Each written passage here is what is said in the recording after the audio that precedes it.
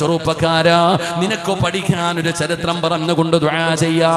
അല്ലാഹുവിന്റെ പ്രവാചകൻ സല്ലല്ലാഹു അലൈഹി വസല്ലമ തങ്ങളുടെ സ്വഹാബിയാണ് മഹാനായ ഹുബൈബ് ഇബ്നു അദി റളിയല്ലാഹു തആല അൻഹു. ഹുബൈബ് എന്ന് പറയുന്ന ചെറുപ്പക്കാരന്റെ ചരിത്രം പഠിക്കുമെന്ന് മോനെ, നബി തങ്ങളെ വല്ലാത്ത ഇഷ്ടമാണ്. ഹുബൈബ് ദാ മുസ്ലിം ആവുകയാണ്. ഒരിക്കൽ ശത്രുവിന്റെ കയ്യിലേക്ക് കിട്ടുകയാണ്. ഹുബൈബ് എന്ന് പറയുന്ന ചെറുപ്പക്കാരന് ശത്രുക്കളുടെ കയ്യിൽ കിട്ടുമ്പോ പിടിച്ചു കെട്ടിയിട്ട് അവര് കൊണ്ടുവരികയാണ്. ഹുബൈബ് റളിയല്ലാഹു തആല അൻഹുവിന്റെ കൈകാലുകൾ കെട്ടിയിട്ട് അവര് പിടിച്ചു കൊണ്ടുവന്ന് നിർത്തിയിട്ട് പറയുന്നു, ഹുബൈബ് മതം മാറണം, ഹുബൈബ് മതം മാറണം, ഹുബൈബ് ഇല്ലെങ്കിൽ നിന്നെ ഞങ്ങൾ കൊന്നുകളയുമടാ ഹുബൈബ്. ഹുബൈബ് പറയുകയാണ്, എന്നെ നിങ്ങൾ കൊന്നാലും ഞാൻ മതം മാറൂല, എന്നെ നിങ്ങൾ കൊന്നാലും ഞാൻ മതം മാറൂല.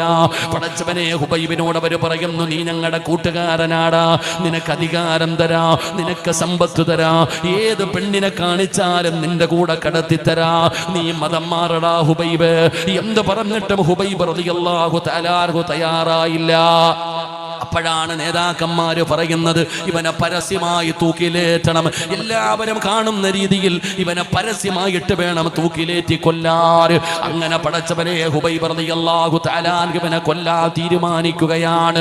കഴുകുമരം റെഡിയാക്കുകയാണ്, തൂക്കുമരം റെഡിയാക്കുകയാണ്. അവര് ചോദിച്ചു, ഹുബൈബ്